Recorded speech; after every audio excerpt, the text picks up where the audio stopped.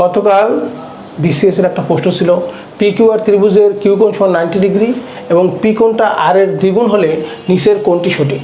এটার উত্তর হবে পি আর সমান 2পি কিউ।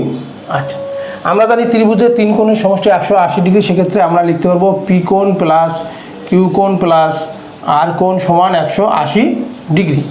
তাহলে পি কোণ সমান 2 আর কোণ, কিউ হলো আমাদের 90 ডিগ্রি প্লাস আর কোণ সমান 180 ডিগ্রি।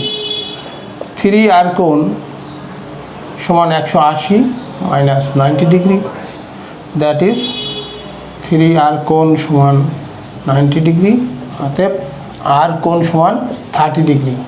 তাহলে পি কোণটা কত হবে?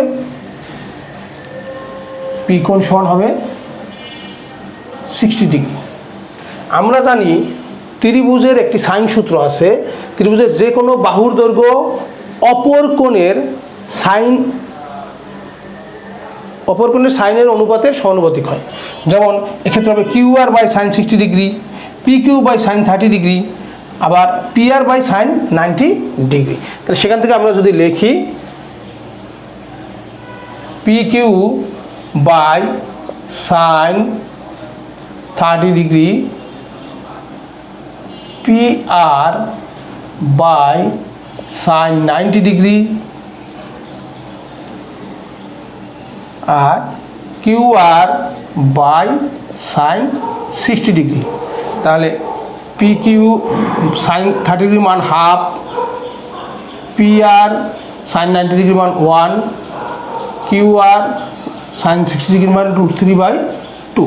এখন আমরা কম্পেয়ার করি, এইটা সমান যেহেতু একবার কম্পেয়ার করতে পারি, এইটা সমান একবার কম্পেয়ার করতে পারি, আবার এইটা কম্পেয়ার করতে পারি। কম্পেয়ার করে করে দেখবো কোনটা সঠিক, সেই অনুসারে কিন্তু অ্যান্সার হবে।